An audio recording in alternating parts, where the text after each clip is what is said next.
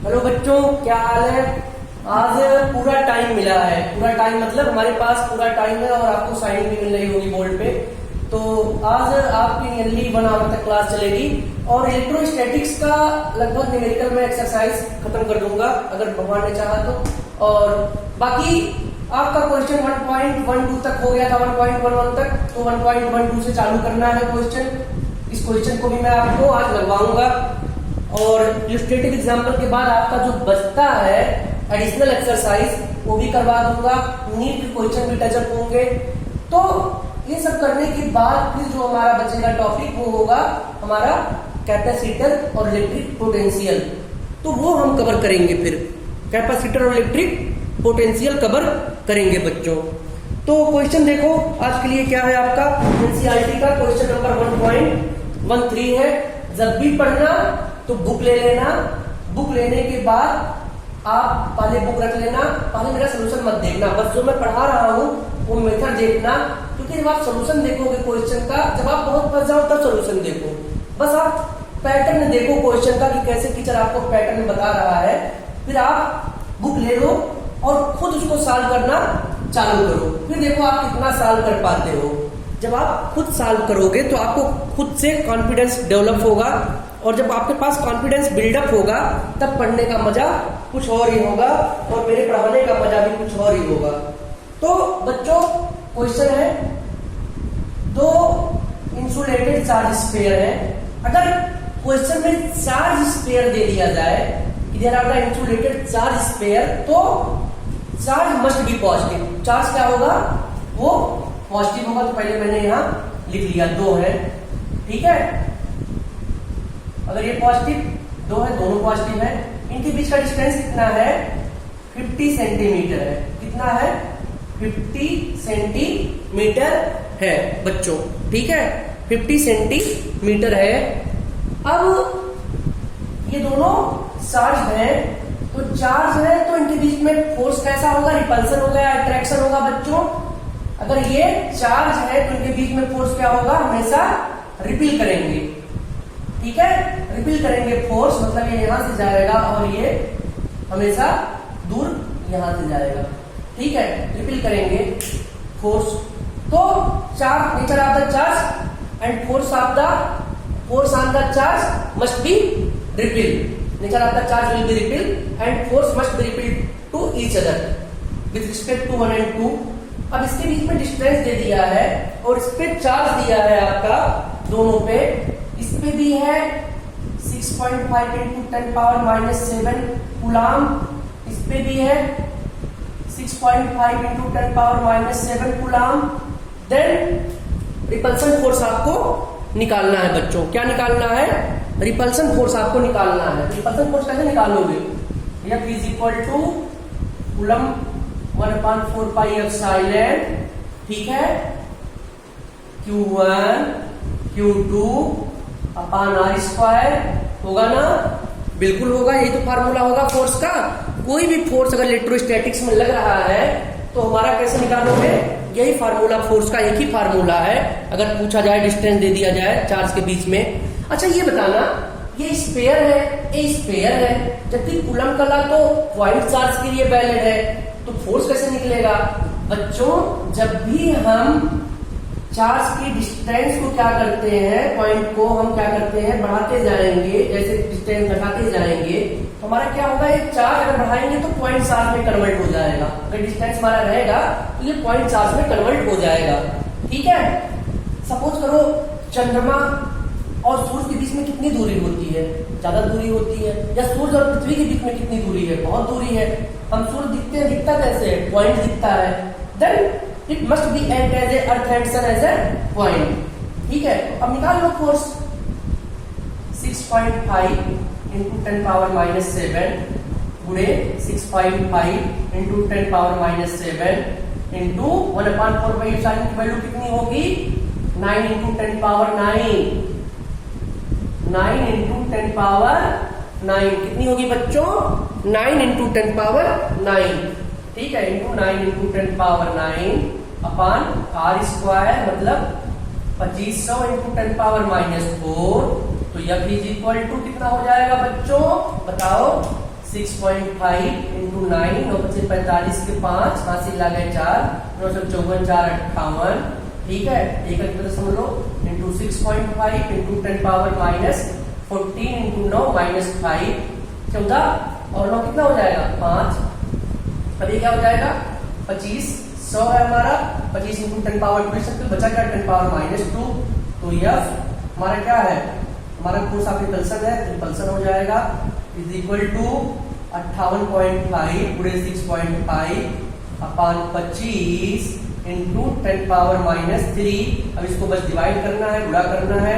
ये तो आप लोगों ने बहुत सीखा होगा, अगर सीखा नहीं तो जिंदगी में कुछ किया नहीं, किया कि नहीं किया कुछ। 5 1 जा 5। अब ये क्या हो जाएगा 5 एकम 5, 5 एकम 5 3 8, 5 सत्ते 35 अपान 5 इंटू 10 पावर माइनस 3। देख लो किस लेवल तक ले आपको पढ़ा रहा हूं, किस लेवल तक ले आपको पढ़ा रहा हूं, कैसे निकलवा रहा हूं, देख लो आप खुद। इस लेवल तक जाने की हमें कोई जरूरत नहीं थी। इसके बाद भी मैं आपको एक एक चीज पढ़ाने का संकल्प जो ले लिया है तो उसे पूरा करना पड़ेगा। तो इज इक्वल टू क्या हो गया 5 2 10 एंड 1 11, 5 3 15 2 17, 5 4 20, 5 दूनी 10 1 11, 5 तिहाई 15, 2 17, 5 चौके 20 इंटू 6.5 इंटू क्या हो जाएगा बताओ 10 पावर माइनस 3। अब क्या हो जाएगा मल्टीप्लाई कर लो, मल्टीप्लाई करने तो आता ही होगा कि नहीं आता है। चलो अगर नहीं भी आता है तो सर है कोई दिक्कत नहीं, सब कुछ सिखा देंगे। 5 4 2 बचा, 17 1 बचा, 11 बचा, 6 चौके 24 के 4, हाथ में 2, 6 3 18, 2 20 के सुन, हाथ में 2, 6 दूनी 12 2 14, सुन 7 4 11, 1 2 4 8 5 1 5 2 1 इंटू 10 पावर माइनस 3। कितने अंक पे है 3 अंक पे दशमलव है, ठीक है। तो पहले तो आपको खुद जानना पड़ता है कि उनके बीच में क्या आ रहा है। अगर ये चीज नहीं जानोगे तो फिर क्या चीज जानोगे आप बता दो हमें। तो बचा क्या इसको लिख सकते हो। अब ये 10 पावर माइनस 3 था, यहाँ पे हमने कितना दशमलव लगाया था देख लो, यही था ना 1 2 3। अब एक चीज देख लो, यहाँ ये था हमारा 58.5 इंटू 6.5, इसमें मल्टीप्लाई किया था हमारा, ये आया था। तो इसका आंसर आ जाएगा आपका कितना आ जाएगा बताओ।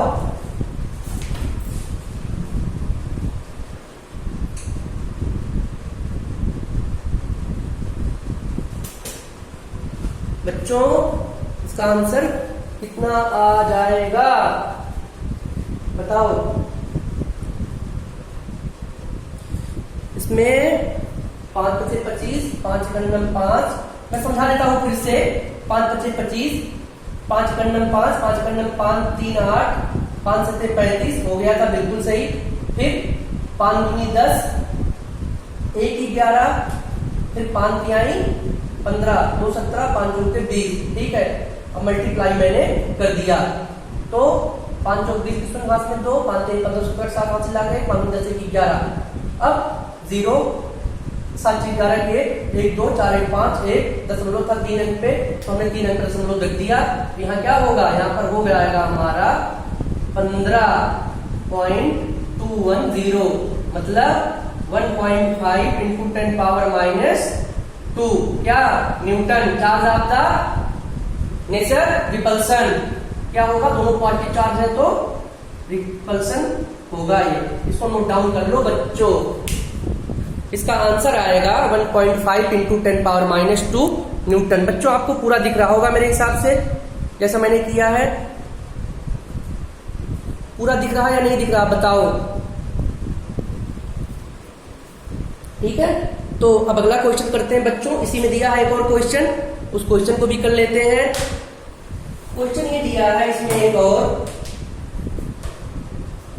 अगर इनके बीच में चार्ज डबल कर दिया जाए, पहले बच्चों ये यही था, अब क्या बोल रहा है सेकंड कंडीशन में क्या बोल रहा है कि चार्ज डबल कर दिया जाए, मतलब ये हो जाएगा Q डैश क्या हो जाएगा 2 5 6 2 10, 2 6 12 1 13 दोनों हो गया डबल, और डिस्टेंस क्या कर दी जाए, आधी कर दी जाए, तब क्या इफेक्ट पड़ेगा चार्ज का, बस निकाल लो ये।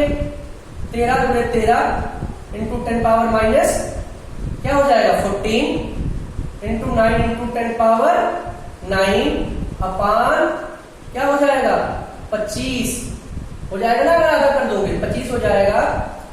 अब गुणे 25 आर स्क्वायर होता है इंटू 10 पावर माइनस 4 क्या हो जाएगा बताओ, 169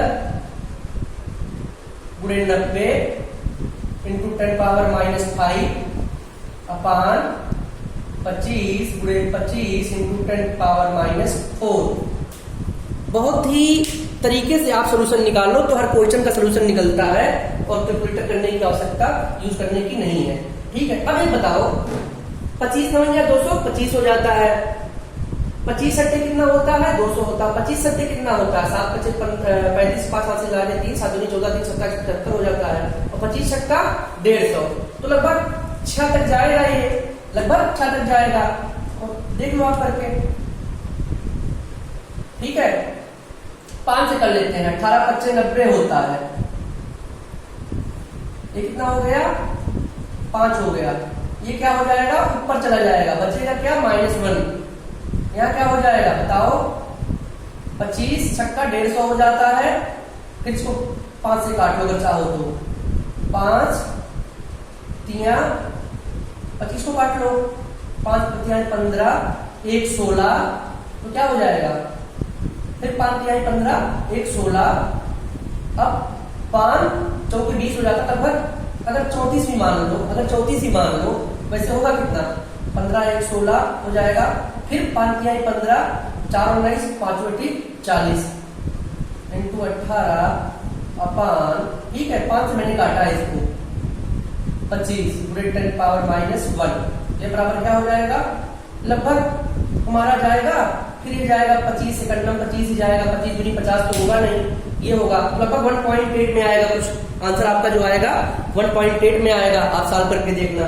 तो जो इसका आंसर आएगा 1.8 में क्या आएगा, मतलब कि हमारा जब हम डिस्टेंस आधी कर देते हैं और चार्ज को डबल कर देते हैं तो रिपल्सन फोर्स का मैग्नीट्यूड भी हमारा चेंज हो जाता है बच्चों। ठीक है, बहुत आसान क्वेश्चन है, फिजिक्स के एनसीईआरटी में, बस आपको थोड़ा दिमाग लगाना है, अगर दिमाग नहीं लगाओगे तो फिर उसमें मैं भी कुछ नहीं कर पाऊंगा, अगर दिमाग लगा लोगे तो अच्छी बात है, दिमाग लगा लोगे तो सारा चीज समझ में आ जाएगा, और नहीं दिमाग लगाओगे तो कोई भी चीज नहीं समझ में आएगा। ठीक है, तो 1.12 का हमारा क्या है, क्वेश्चन नंबर डी है। ठीक है, तो लगभग ये आप करोगे तो वही लगभग हो जाएगा हमारा, 18 से गुणा भी करना है, 18 से गुणा भी करना है, तो लगभग ये 0.2 में चला जाएगा, क्या हो जाएगा 0.2, तो 2.4 इंटू 10 पावर माइनस 1 आ जाएगा ये हो जाएगा 0.24 न्यूटन। ठीक, इस क्वेश्चन को भी नोट डाउन कर लो, बस क्वेश्चन देखो और लगाओ। देखो मैंने आपको समझाने के लिए इतना बुरा भाग किया बच्चों, इतना जो मैंने आपको समझाया है तब मैंने इतना कैलकुलेशन किया है कैसे निकालते हैं फोर्स और चार्ज को, बस कैलकुलेशन थोड़ा लंबी है और कॉन्सेप्ट बहुत ही आसान है, कॉन्सेप्ट को अप्लाई करना है, अपने आप आंसर निकल जाएगा, बट आपका कॉन्सेप्ट क्लियर होना चाहिए। इसके पहले जितना मैंने आपको लेक्चर लिया है बार बार रिवाइज करना, तो आपका कॉन्सेप्ट बिल्कुल क्लियर हो जाएगा, क्योंकि मैंने बहुत बेसिक से बताया आपको, ऐसा कुछ भी नहीं है कि जो उसमें बेसिक से ना हो, सारा कुछ मैंने आपको बहुत ही बच्चों बेसिक से बताया है, ऐसा कुछ भी नहीं है जो बेसिक नहीं हो उसमें। ठीक है, तो बच्चों अब अगला क्वेश्चन हम देखेंगे, थोड़ा बोल्ड बच्चों खराब है, इसको कंसीडर मत करना, आपका बोल्ड ये चेंज हो जाएगा बहुत जल्दी मैं इसको चेंज करवा रहा हूँ ग्रीन बोल्ड में, तो जिससे जल्दी से जल्दी क्वेश्चन लगने चालू हो जाए। जब क्वेश्चन नहीं लगेंगे बच्चों तो आपको समझ में भी नहीं आएगा, फिर हमें कहोगे कि सर आप क्या पढ़ा रहे हो, क्योंकि क्वेश्चन आपको समझ में आने चाहिए। अगला क्वेश्चन पूछा बच्चों कि अगर ये दोनों आइडेंटिकल साइज के स्फीयर हैं, अगर ये दोनों आइडेंटिकल साइज के स्फीयर है, मतलब सेम साइज के स्फीयर है, और इस पे भी चार्ज क्यों है, इस पे भी चार्ज क्यों है, ये क्वेश्चन कौन सा है 1.13 बच्चों, क्वेश्चन कौन सा है 1.13, थोड़ा बड़ा लिख दो थोड़ा, ठीक है अगली बार मैं बड़ा लिख रहा हूं। अब बच्चों इस पे तीसरा अनचार्ज स्पेयर लाया जाता है। ये दोनों क्या है? चार्ज स्पेयर है, लेकिन तीसरा लाया क्या जाता है? अनचार्ज, उस पर कोई चार्ज नहीं होता है। तो जब तीसरा स्पेयर जो लाया जाता है, पहले स्पेयर से टच कराया जाता है, फिर उसके बाद उसे दूसरे स्पेयर से टच कराया जाता है। तो यहां क्या लगेगा बच्चों? इस क्वेश्चन में लगेगा charge distribution concept. Charge distribution concept, ठीक है। चार्ज डिस्ट्रीब्यूशन कॉन्सेप्ट आप लगाओगे बच्चों कि चार्ज डिस्ट्रीब्यूशन इस क्वेश्चन पे कैसे वर्क आपका करेगा। अब दिख रहा पूरा। अब बच्चों क्या होगा, अगर ये चार्ज Q है, ठीक है, एक तीसरा स्पेयर इस पे लाओगे बच्चों, थर्ड वाला, और ये तो क्या है तीसरा? ये क्या है हमारा? ये तो चार्ज है, ये क्या है? अनचार्ज है। ये क्या है? अनचार्ज है, ये चार्ज हमारा नहीं है। अब जब इसको इस पे लाओगे तो क्या होगा? ये चार्ज डिस्ट्रीब्यूट हो जाएगा, ठीक है। इसका चार्ज इस पे क्यों आ जाएगा? एक स्पेयर पे क्या हो जाएगा? 0 हो जाएगा। तो टोटल चार्ज क्या होगा? Q प्लस 0/2 बराबर Q/2, मतलब Q/2 चार्ज हमारा डिस्ट्रीब्यूट हो गया बच्चों, ठीक है। बहुत ही ध्यान से समझना है कॉन्सेप्ट, आपको बहुत समझ में आएगा। अब अगला स्पेयर इनके टच में लाया गया, अब तो इस पे Q/2 चार्ज आ गया, जो अनचार्ज था उस पे Q/2 चार्ज आ गया। अब इसके टच में लाया गया, इसके टच में लाया गया तो क्या हो जाएगा? यहां पर Q/2 है, यहां पर Q है, 2 है, और यहां पर क्या चार्ज है? 2 है। अब तो चार्ज हो गया ना कि टच में लाया गया पहले के, और इसमें चार्ज है तो क्या हो जाएगा? Q/2 बच्चों दिख रहा है पूरा? दिख रहा है। 2 प्लस Q बराबर क्या हो जाएगा हमारा? 3Q/2, और बाई का क्या हो जाएगा पूरा? 2। तो क्या हो जाएगा? 3Q/2/2 बराबर क्या हो जाएगा? 3Q/4। बच्चों होगा क्या? 3Q/4, ठीक है। अब ये जो चार्ज स्पेयर हो गया हमारा, सारे चार्ज हो गए। जब चार्ज हो गए तो नेट चार्ज की वैल्यू क्या आई? 3Q/4। अब पूछा है कि और हमारा सारे के चार्ज इक्वल है, 1.6 इंटू 10⁻⁻7 कूलम। अब क्या बच्चों? सब पे चार्ज इक्वल है 1.6 इंटू 10⁻⁻7 कूलम। जब मैंने चार्ज डिस्ट्रीब्यूट कर दिया और सब पे चार्ज इक्वल है, तो आप आसानी के साथ इस क्वेश्चन को लगा सकते हो। अब क्या हो जाएगा फोर्स की वैल्यू? 9 इंटू 10⁻9 इंटू, इसको मैंने ऐसे लिख दिया, 3Q/2 इंटू Q/2 अपान 50 सेंटीमीटर का स्क्वायर। 50 सेंटीमीटर का स्क्वायर। बच्चों साफ दिख रहा है? आपको साफ दिख रहा होगा। इंटू 50 सेंटीमीटर का स्क्वायर। अब बचा कितना ये? बराबर 1.6 इंटू 10⁻⁻7, सब पे चार्ज हमारा वही बच्चों 1.6 इंटू 6.5 इंटू 6.5 इंटू 10⁻7 चार्ज है, ठीक। क्या लिखोगे? 9 इंटू 10⁻9, ठीक है, into 3 into 6.5 into 10⁻7 into 6.5 into 10⁻7 दिख रहा बच्चों।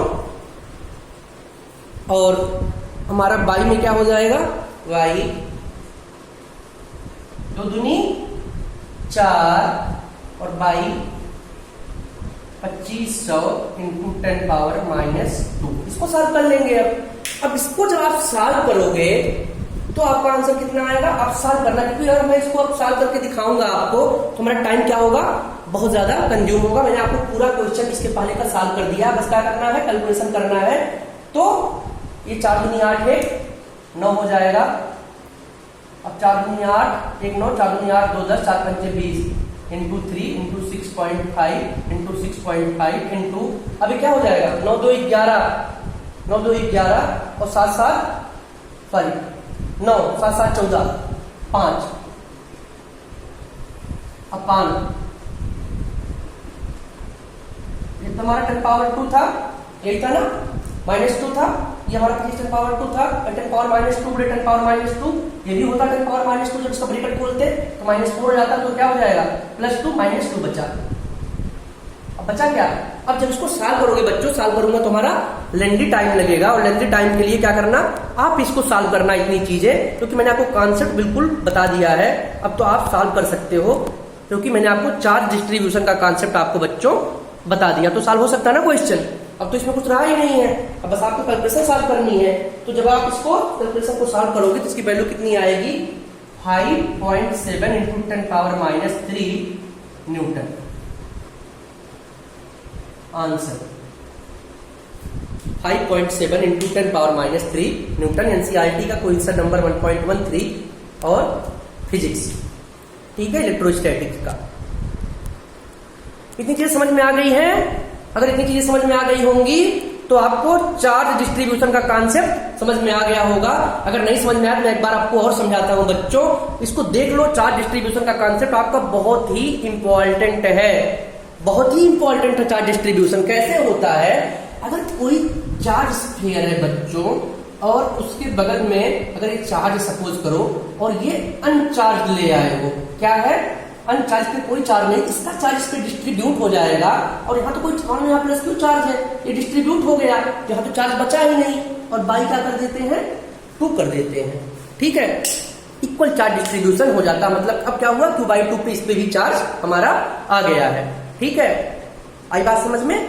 जैसे हमें कभी क्या होता है, बिजली हमें जब कभी हमें लाइट मारती है, जब करंट मारता, कभी क्या होता बच्चों, तब तक ले हमें करंट खींच के रखता है जब तक ले हम गिर नहीं पड़ते, क्योंकि हमें क्या होता है, हमारे अंदर क्या होता है, हमारे अंदर क्या होता है, हीमोग्लोबिन, और हीमोग्लोबिन के अंदर होता है आयरन, और आयरन बहुत बेटर कंडक्टर होता है, इलेक्ट्रिसिटी का कंडक्शन बहुत तेजी से होने लगता है।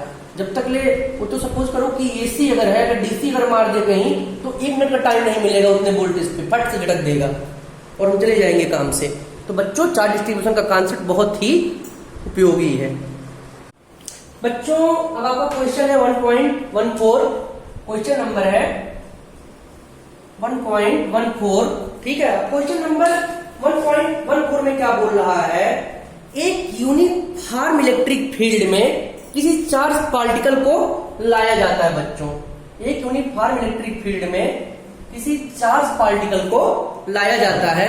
अगर यूनिफॉर्म इलेक्ट्रिक फील्ड होगा बच्चों तो क्या होगा आप बताओ, अगर यूनिफॉर्म इलेक्ट्रिक फील्ड होगा तो क्या चीज होगा, सारे जो डिस्टेंस इसके बीच में जितनी भी इलेक्ट्रिक फील्ड गुजरेगी, इलेक्ट्रिक फील्ड लाइन जितने भी जाएगी, सबके बीच की डिस्टेंस इक्वल जाएगी।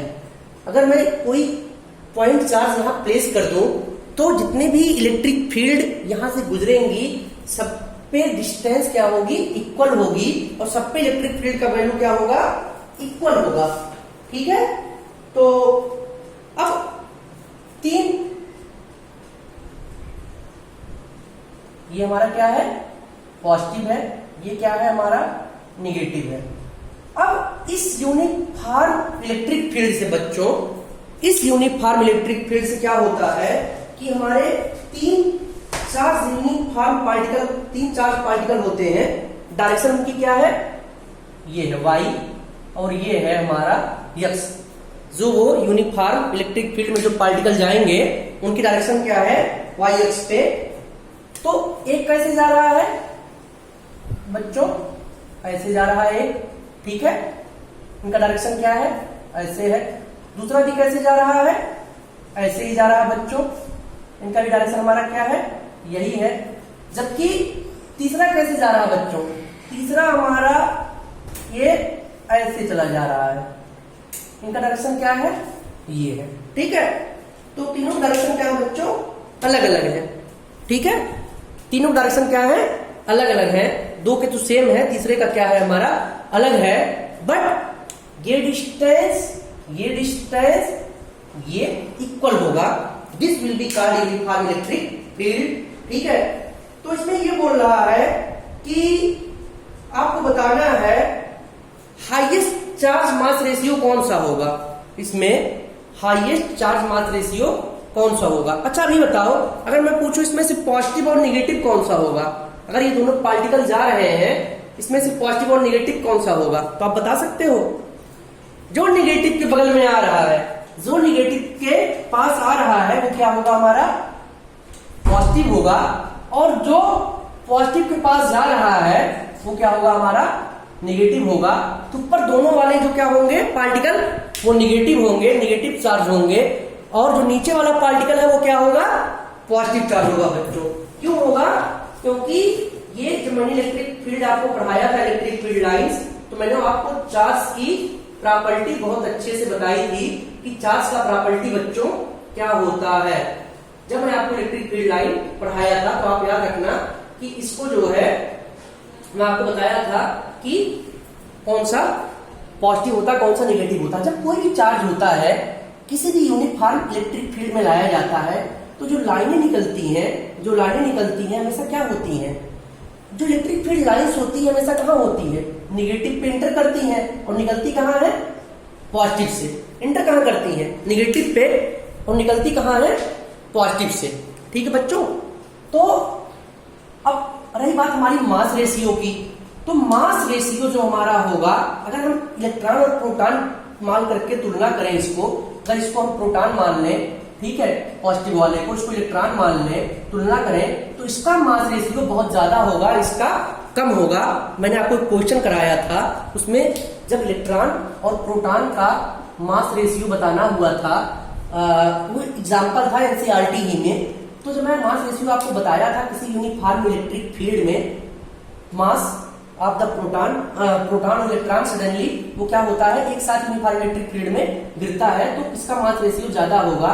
तो मैंने बताया था इलेक्ट्रॉन का मास रेशियो बहुत कम था और प्रोटॉन का उससे थोड़ा ज्यादा था, तो प्रोटॉन का मास रेशियो क्या होगा, ज्यादा होगा is compare to the electron. ठीक है। अगर आप चार्ज भी निकालोगे, Q is equal to 1/4 pi epsilon 0, F is equal to Q1 Q2,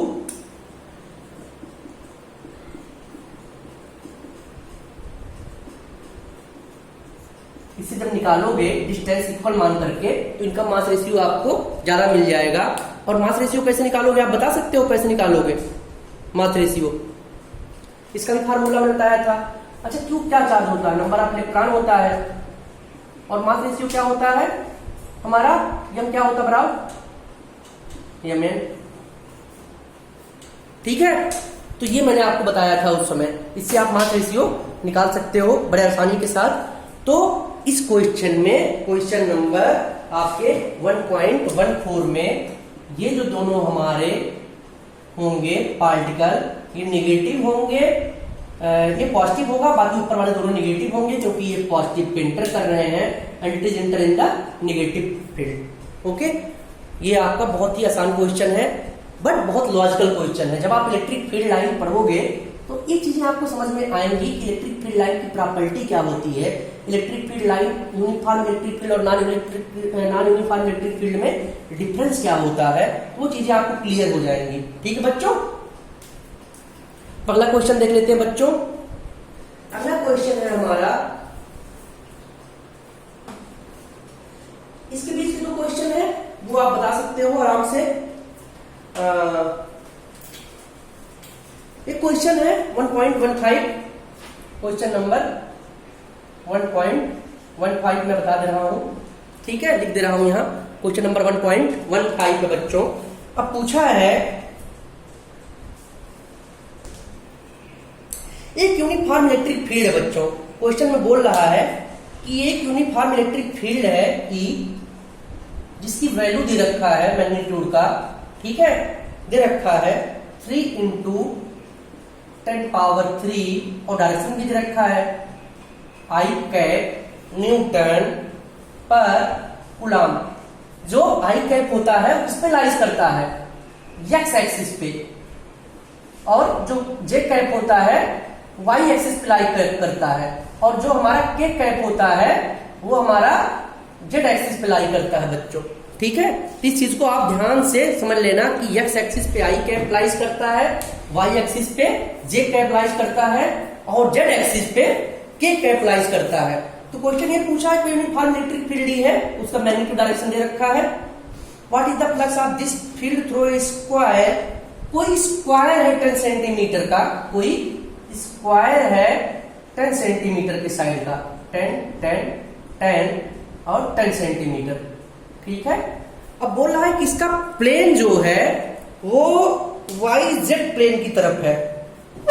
इसका जो प्लेन है स्क्वायर का वो वाई जेड प्लेन की तरफ है। तो पहले मैं आपको बता दूं, अगर एक स्क्वायर आपको दिया जाए और आपको वो वाई जेड प्लेन पे निकालना हो तो आप कैसे निकालोगे। तो सपोज करो मैंने इसको मान लिया जेड एक्सिस, कहीं भी कुछ भी मान लो, पृथ्वी है, और इसको मैंने मान लिया वाई एक्सिस और हमने इसको एक्स मान लिया। कुछ भी मानो एक्स, कुछ भी मानो वाई, कुछ भी मानो जेड, मेरी मर्जी, मेरी मर्जी, मैं कुछ भी मानूंगा, तुम्हें जो करना है कर लो। मैं कहीं भी, मैं यहां एक्स मान लू, मैं वाई, यहां जेड, कुछ फर्क पड़ता है? कुछ नहीं पड़ता है। तो इसका प्लेन बोला है कहां है, वाई और जेड प्लेन पे है। ठीक है, वाई जेड प्लेन पे है, मैंने रख दिया इसका प्लेन वाई जेड प्लेन पे है। ठीक है, अब बोल रहा है बच्चों, अब ये बोल रहा है क्वेश्चन में कि फ्लक्स क्या होगा, फ्लक्स क्या होगा। अब फाई का फार्मूला क्या होता है, E dot D A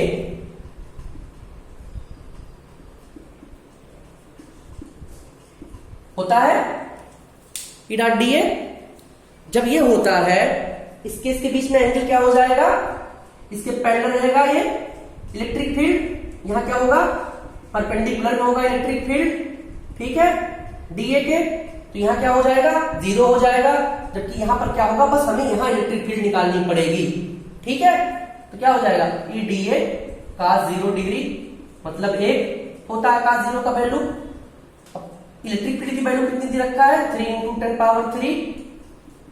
area क्या है, स्क्वायर है, एरिया क्या है, स्क्वायर है। अब आप बताओ, अगर कोई स्क्वायर है, इसकी एरिया क्या हो जाएगी, 10 × 10⁻2 गुणे 10 × 10⁻2 metre, because is given in centimetre.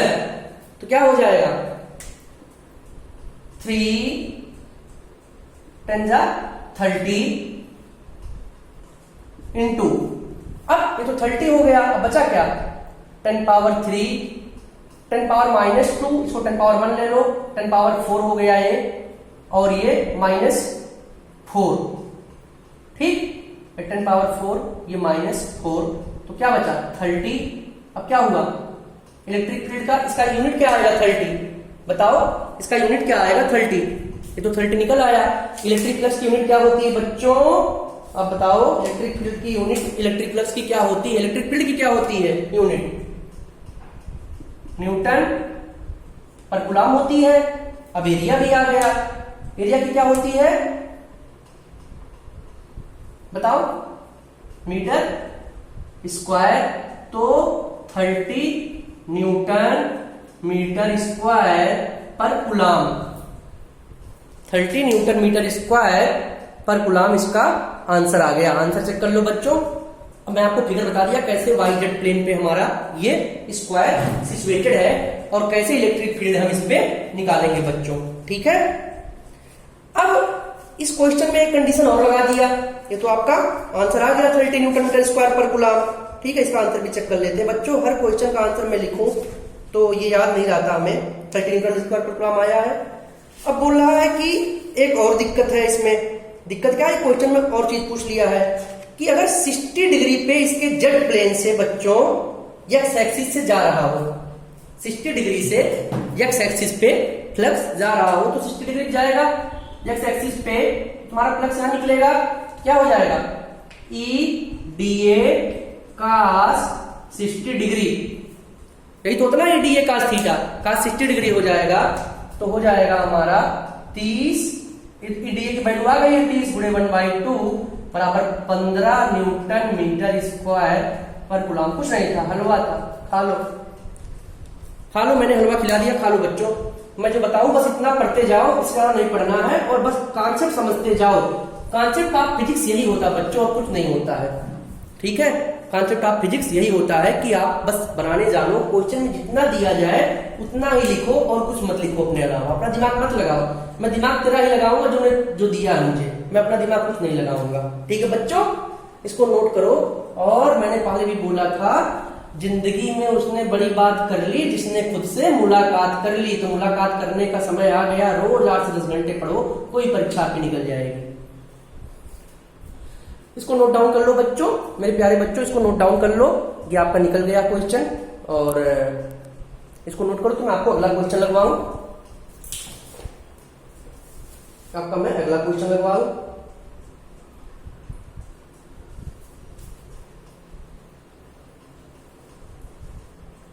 अगला क्वेश्चन बहुत आसान है। जब हम एडिशनल एक्सरसाइज पे जाएंगे तब हमें कुछ क्वेश्चन टफ मिलेगा, अदरवाइज सारे क्वेश्चन ही आसान है। कोई इसमें कोई दम नहीं है इन क्वेश्चनों में।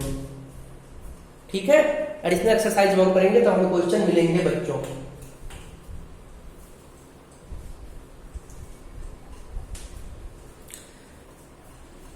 अब अगला क्वेश्चन क्या पूछ रहा है बच्चों, इसी में एक क्वेश्चन और घुमा दिया है। ये क्वेश्चन अगला पूछ रहा है 1.16 क्वेश्चन नंबर। इसको नोट डाउन कर लिया आप लोगों ने? इसको नोट डाउन कर लिया होगा। अगर नहीं किया होगा तो मेरे वीडियो को पुशअप करके बार बार देखना, तो अपने आप आएगा समझ में।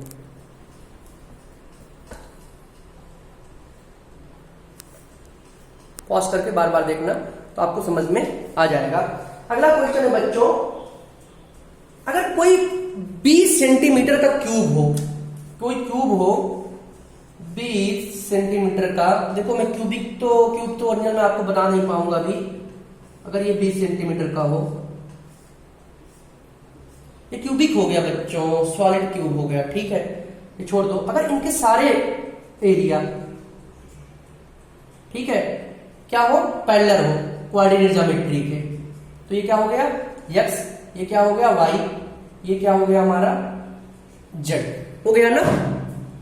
अगर ये क्यूब होता, क्यूबिक नहीं होता, अगर ये क्यूब होता, क्यूबिक नहीं होता, कैसे बनता हमारा? कुछ ऐसे करके बनता, कुछ कैसे करके बनता ना, अगर क्यूब होता हमारा नहीं। ठीक है, कुछ ऐसे करके बनता। तो अगर ऐसे करके बनता तो क्या करते, कुछ ऐसे करके बनता। अगर ये प्लेन में होता, पैरेलल में, x, ये y, ये z, ये y, अगर ये क्या होता, इनके पैरेलल में होता कोऑर्डिनेट ज्योमेट्री के, तब फ्लक्स क्या होता? अगर ये होता और ये होता तब क्या होता? क्वेश्चन में केवल ये दिया है, जबकि मैंने एक और दे दिया। अगर हम ये दिया होता तो हम केवल इस पे लेते, लेकिन अब इसमें क्या है, इस पे तो सारा ही क्या है, पैरेलल में है, तब फ्लक्स क्या पूछा है, क्या होगा? अगर सब पैरेलल में होगा बच्चों, अगर सब पैरेलल में होगा तब फ्लक्स क्या होगा बताओ आप? तब हमारा फ्लक्स हो जाएगा 0, क्योंकि सब में क्या होगी, जो है DA cos phi DA cos theta होता है, तो EDA cos 90 डिग्री हो जाएगा सबके अकॉर्डिंग। यहाँ पे भी फ्लक्स अगर पैरेलल में हो और यहाँ पे भी अगर फ्लक्स पैरेलल में भी हो, अगर हम इसको प्लेन मान लें, यहाँ भी फ्लक्स पैरेलल में हो, तब क्या होगा? तब तो हमारा 0 हो जाएगा ना। तब तो फ्लक्स सारे पैरेलल में हो गए, तब क्या होगा, इलेक्ट्रिक फ्लक्स की वैल्यू 0 हो जाएगी। तो अगर पैरेलल में होंगे कोऑर्डिनेट ज्योमेट्री के, ये इसके फेस, तो क्या होगा हमारा 0 हो जाएगा। ठीक है, ये क्वेश्चन बहुत ही इंपॉर्टेंट है, इसको नोट डाउन कर लो आप कि इन पैरेलल एज पर coordinate geometry net electric flux through cube must be 0। तो क्या हो जाएगा बच्चों, 0 हो जाएगा। ठीक है,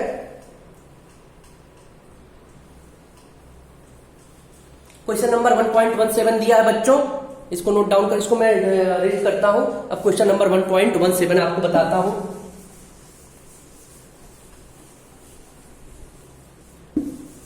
क्वेश्चन नंबर 1.17 में क्या पूछा है बच्चों? क्वेश्चन नंबर 1.17 एनसीईआरटी का ही है, 1.17। ठीक है बच्चों, ये पूछा है क्वेश्चन। आप जब मैं पढ़ा रहा हूं तो एनसीईआरटी की बुक अपने पास रख लो और क्वेश्चन लगाने बैठ जाओ। एनसीईआरटी की बुक अपने पास रख लो, पार्ट 1 पार्ट 2 फिजिक्स वाला। तो इलेक्ट्रोस्टैटिक्स चैप्टर खोलो और उसमें एक्सरसाइज अपने सामने रखो और क्वेश्चन आप अपने पढ़ो और सोल्यूशन मेरा देखो, तब आप समझो आपको कॉन्सेप्ट समझ में आ रहा है कि नहीं। क्वेश्चन यह बच्चों कि किसी ब्लैक बॉक्स के सरफेस पे एक केयरफुल मेजरमेंट किया जाता है इलेक्ट्रिक फील्ड का, जिसकी वैल्यू क्या है, उसकी वैल्यू दे रखी है इलेक्ट्रिक फ्लक्स का। ठीक है, कोई ब्लैक बॉक्स होता है, उस पे इलेक्ट्रिक फ्लक्स का वैल्यू मेजर किया जाता है, सरफेस फ्लक्स का। तो उसकी वैल्यू दे रखी है इलेक्ट्रिक फ्लक्स की। क्या दे रखा है बच्चों? क्वेश्चन हम देखते हैं। दे रखा है कि थ्रू द सरफेस, जो electric surface through the surface electric flux है वो है 8.0 इंटू 10³ न्यूटन मीटर स्क्वायर पर कूलम है। कितना है? 8.0 इंटू 10³ न्यूटन मीटर स्क्वायर पर कूलम है। तो बच्चों ये बोला है कि, अब क्वेश्चन ध्यान से देखो, अब पूछा है कि कोई बॉक्स है, कोई बॉक्स होगा तो बच्चों ब्लैक बॉक्स है, उससे इलेक्ट्रिक फ्लक्स क्या होता है? निकलता है, मेजरमेंट किया जाता है। बच्चों चाहे वो बॉक्स हो, कोई भी चीज हो, जब मैंने आपका गास का लॉ बताया था, जब मैं आपको गास का लॉ बता रहा था, तो मैंने बोला था the electric flux passes through the surface of the electric flux passes through the surface. कोई भी किसी भी सिस्टम के सरफेस से, चाहे वो स्फीयर हो, बट सिस्टम क्या हो? 3D हो, चाहे वो स्फीयर हो, ठीक है, चाहे वो हमारा क्या हो? सॉलिड क्यूब हो, ठीक है, चाहे वो हमारा सॉलिड स्फीयर हो, ठीक है, चाहे वो हॉलो स्फीयर हो, कोई भी चीज हो, उससे अगर हमारा इलेक्ट्रिक फ्लक्स पास होगा, तो अगर इसके सरफेस से पास हो रहा है, अगर इसके सरफेस से पास हो रहा है इलेक्ट्रिक फ्लक्स, तो जो हमारा इलेक्ट्रिक फ्लक्स की वैल्यू होगी वो क्या होगी? जितना हमारा चार्ज इनसाइड होगा और हमारा एफ साइलेंट के रेशियो के बराबर होगा। यही तो था गास का लॉ कि net electric flux passes through any surface क्या होगा? Must be equal to the ratio of charge inside and epsilon. यही तो था, गास जी ने यही तो बोला था, गास का लॉ यही तो था। अब गास का लॉ अगर ये था बच्चों, तो चार्ज तो हमारा रिमेन सेम होगा, चार्ज तो हमारा रिमेन सेम होगा, चाहे किसी की सरफेस से गुजर रहा हो, चाहे स्फीयर, चाहे सॉलिड स्फीयर, चाहे कोई सिस्टम, चाहे सॉलिड क्यूब, चार्ज तो हमारा वही होगा ना, नेट चार्ज। चार्ज तो हमारा, चार्ज पे कोई फर्क नहीं पड़ेगा। तो क्वेश्चन में ये पूछा है बच्चों कि इसने इलेक्ट्रिक फ्लक्स मेजर किया surface of black box, box के सरफेस से इलेक्ट्रिक फ्लक्स मेजर किया, तो बोल रहा है कि net charge inside the box क्या होगा? Net charge inside the box क्या होगा? और net flux through the surface of box, ठीक है।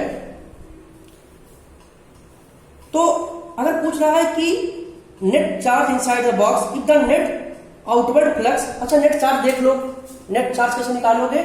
नेट चार्ज निकालो, Q इक्वल टू क्या होता है? 5 इक्वल टू Q एप्सिलॉन 0, तो Q equal to 5 into epsilon 0 बराबर 8.854 इंटू 10 पावर -12 इंटू 10 पावर 3। यही तो हो जाएगा इसकी वैल्यू नेट चार्ज की। नेट चार्ज की वैल्यू तो यही होगी, तो लगभग 0.8 में आ जाएगा ये। अरे 10 पावर -9 आ रहा है, तो 0.8 क्या हो जाएगा हमारा? Nano coulomb. कि इस ब्लैक बॉक्स के सरफेस के अंदर जो चार्ज होगा, पॉइंट चार्ज होगा, वो क्या होगा? 0.8 नैनो कूलम होगा, ये यही होगा, ठीक है। अब दूसरा क्वेश्चन पूछा क्या है? पहले तो पूछा था कि चार्ज कितना होगा, ठीक है, पहले पूछा net charge inside the box क्या होगा, inside the box net charge ये होगा। और अब पूछ रहा है कि अगर बच्चों इसमें एक क्वेश्चन में और कंडीशन दे दिया जाए कि पूछ रहा है कि अगर सरफेस के बाहर इलेक्ट्रिक फ्लक्स 0 हो जाए, अगर सरफेस के बाहर इलेक्ट्रिक फ्लक्स सरफेस पे इसके क्या हो जाए? 0 हो जाए, इस पे इलेक्ट्रिक फ्लक्स सरफेस पे 0 हो जाए, तो नेट चार्ज पे क्या फर्क पड़ेगा? अब बोल दिया अगर इलेक्ट्रिक, यहां पर एंगल 90 डिग्री हो गया, अगर बोल रहा है कि ये 0 है, तो चार्ज पे क्या फर्क पड़ेगा? चार्ज तो हमारा रिमेन सेम रहेगा, हमारा चार्ज क्या होगा? रिमेन सेम होगा। जब मैंने आपको गास का थ्योरम बताया था, तो मैं आपको एक कंडीशन बताया था, phi is equal to 180 degree, phi is equal to 90 degree, phi is equal to 0 degree. तो इलेक्ट्रिक फ्लक्स की अलग अलग वैल्यू आई थी, but charge inside the system will be remain same. Charge क्या होगा बच्चों? सेम होगा। तो ये क्वेश्चन बहुत इंपॉर्टेंट है, आप इसको नोट डाउन कर लो और मेरे लेक्चर को बार बार पॉज करते रहो तो आपको बहुत कॉन्सेप्ट क्लियर हो जाएगा। ठीक है बच्चों, अब अगला क्वेश्चन देखते हैं।